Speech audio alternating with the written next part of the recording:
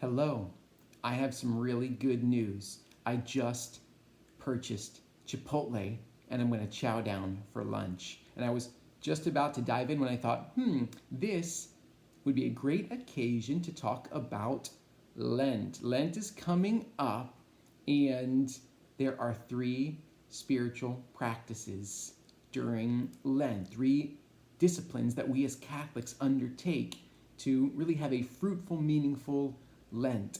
In those three disciplines, prayer, fasting, and almsgiving. So prayer, what are you going to commit to when it comes to prayer? Are you going to read a spiritual book or commit yourself to reading the Bible every day? Are you going to go to daily mass every day during Lent? Or maybe try and go to daily mass 2 or 3 times a week? Are you going to, make time for adoration of the Blessed Sacrament in church? At Christ the King, we have adoration on Friday afternoons. I know our neighboring parish, St. Catherine's, they have a little chapel with adoration all day long. So can you come to church and just spend time with Jesus in the Blessed Sacrament?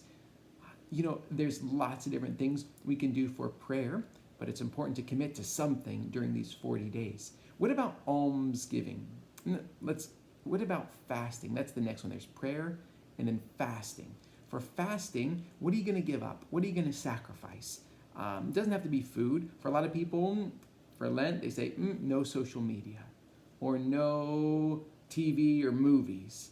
Other people, they say, no alcohol during the season of Lent. For me, I'm going to give up meat this Lent. So I'm going to live like a vegetarian for these 40 days. But what are you going to do for fasting during this season of Lent? It's a good question. What about, I mentioned it earlier, almsgiving.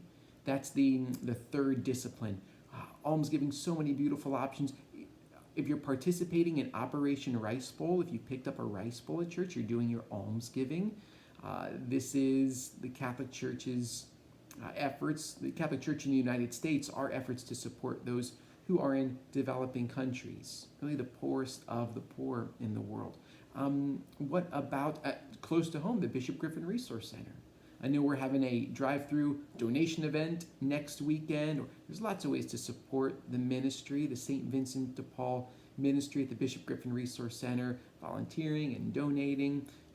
We do such a beautiful job of lifting up our neighbors in need, the neighbors in our neighborhood here at Christ the King.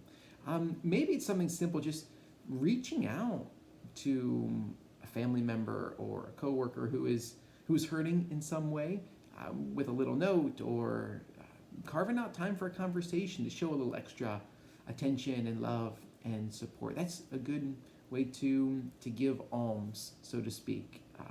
Taking care of those who are hurting in some way. So that's it.